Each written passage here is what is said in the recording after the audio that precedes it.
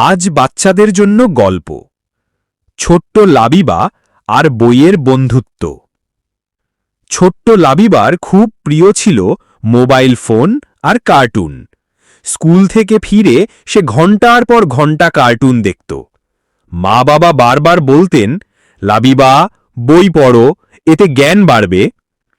কিন্তু লাবিবা বলতো, বই খুব বোরিং, ওতে তো গান নাই, ছবি নাই।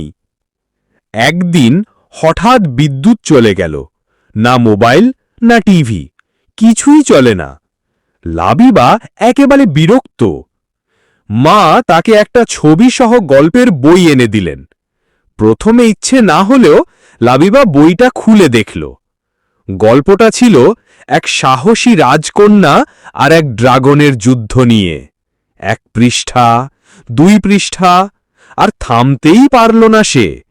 ওই বইতেই ছিল রঙিন ছবি, মজার কথা আর কল্পনার এক জগৎ। রাত হতেই লাবিবা বলল, মা, এমন আর বই আছে? আমি আরও পড়তে চাই। এরপর থেকে প্রতিদিন স্কুলের কাজ শেষে সে বই পড়ার সময় রাখে। মোবাইল তার আগের মতো আর টানে না।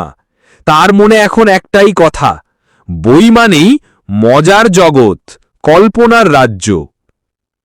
গল্পের শিক্ষা: বই পড়া মানেই শুধু লেখাপড়া নয়, মজাও। ভালো বই আমাদের বন্ধু হয়। বই পড়ার অভ্যেস ছোটবেলা থেকেই গড়ে তুলতে হয়।